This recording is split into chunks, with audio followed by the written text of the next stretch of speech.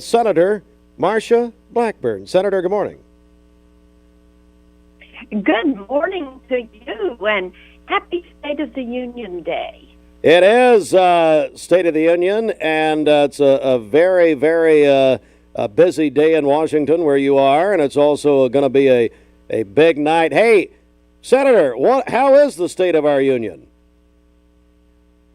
I think under President Donald Trump, we are seeing the state of our union very strong and delivering when it comes to closing that border and making certain that our country is secure, and also working on the economy, passing that working families tax cut, big beautiful bill, and in that my provision that removed income tax from Social Security so that all of our seniors, every single one, is going to get a $6,000 bonus deduction when they file their income tax. That's $12,000 for seniors that are married filing jointly. And working to improve that economy, working to increase our standing in the world, working on the issue of affordability and getting prices down at the pump, and being certain that our allies work with us and that our adversaries and enemies fear us. We are joined by Senator Marsha Blackburn getting ready for the State of the Union address tonight, and there are some things obviously happening in our world, Senator, and I want to talk about what we're hearing a lot about, the potential for the United States action against Iran, and a report that came out over the weekend that the chairman of the Joint Chiefs of Staff, General Dan Kane, said privately that we risk, quote, risk American casualties. It'll be more difficult than the attack in Venezuela. What do you make of that report? You know, I think that there's a lot of speculation. People are going to try to presume what can and cannot happen. I think what we have to look at is the president has told Iran to come to the table to work with them. They've got time to work with them. We have to realize Iran is the largest state sponsor of terrorism, whether it's Hamas or the Houthis or Hezbollah or any of the other splinter terrorist groups.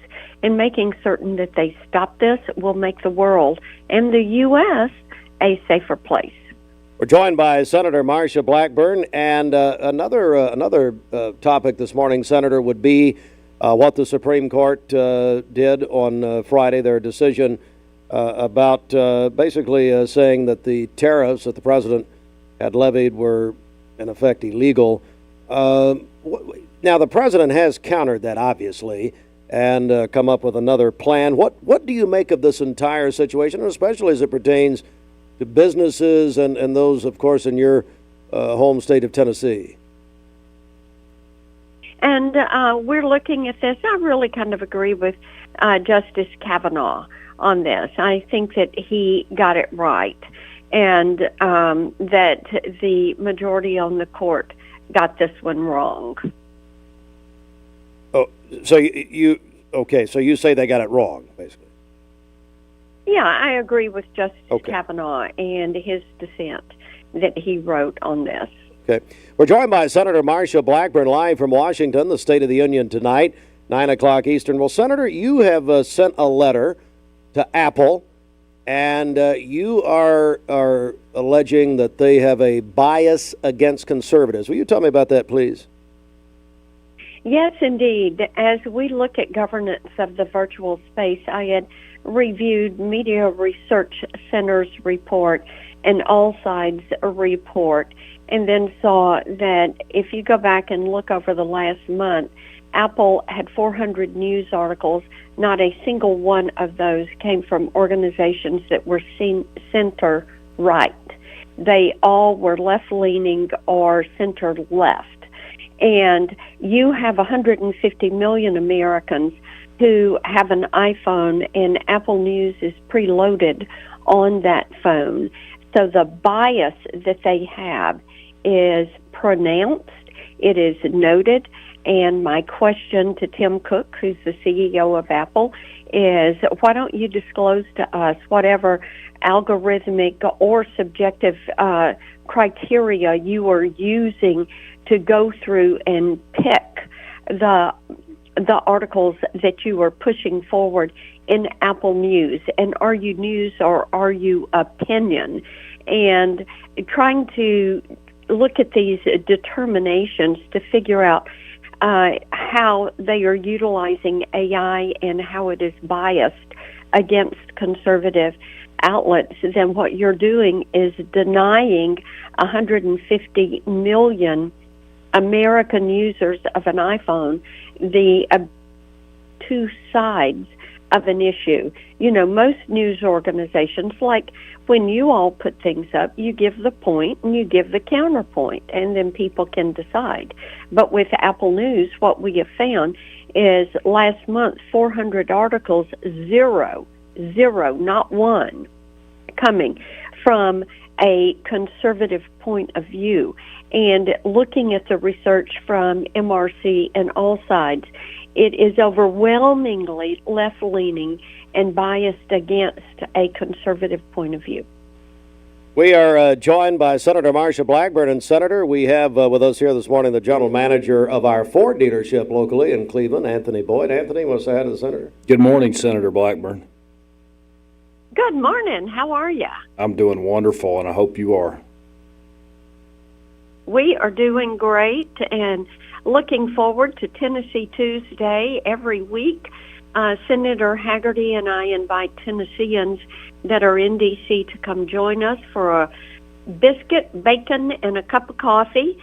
And I think we've got about 110 Tennesseans that are here today that are getting ready to join us.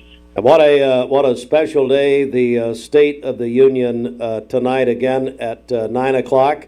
You'll be in there. What does it mean to you, Senator, just from a personal point, I guess, to be included in such a, of course you're United States Senator, but be included in such a historic time in our country?